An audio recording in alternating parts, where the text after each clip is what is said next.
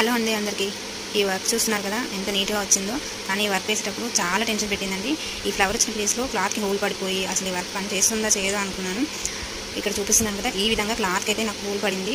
Thread అనేది మిషన్లో stuck అయిపోయింది. ఈ విధంగా మిషన్లో థ్రెడ్ మొత్తం స్టక్ అయిపోయి క్లాత్కి హోల్ అనేది పడింది. ముందు ఈ థ్రెడ్ అయితే క్లీన్ చేసుకున్నాను. దీన్ని కవర్ చేయడానికి లైనింగ్ పీస్ని అయితే తీసుకొని ఈ విధంగా కట్ చేశాను. ఇలా కట్ చేసుకున్నాను. ఇక్కడ చూపిస్తున్నాను కదా, ఈ విధంగా కట్ చేసుకొని కవర్ చేయడానికి అయితే ట్రై చేశాను. హోల్ పడిన ప్లేస్లో కింది వైపుకి, ఫ్రేమ్ కింది వైపుకి ఇలా అటాచ్ చేసుకున్నాను. నేను ఈ విధంగా అటాచ్ చేసుకొని వర్క్ అయితే స్టార్ట్ చేశాను. బాగానే వస్తుంది అనుకుని ట్రై చేశాను.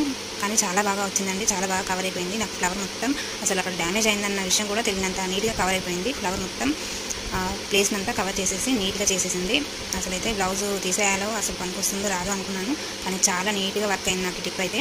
మీకు ఈ టిప్ నచ్చితే మీరు కూడా యూజ్ చేస్తారని ఈ వీడియో షేర్ చేస్తున్నాను. చూసారు కదా, ఈ విధంగా నాకు ఫ్లవర్ అయితే కవర్ అయిపోయింది. నచ్చితే ఒక లైక్ చేసి నా ఛానల్ని సబ్స్క్రైబ్ చేసుకొని నాకు సపోర్ట్ చేయండి.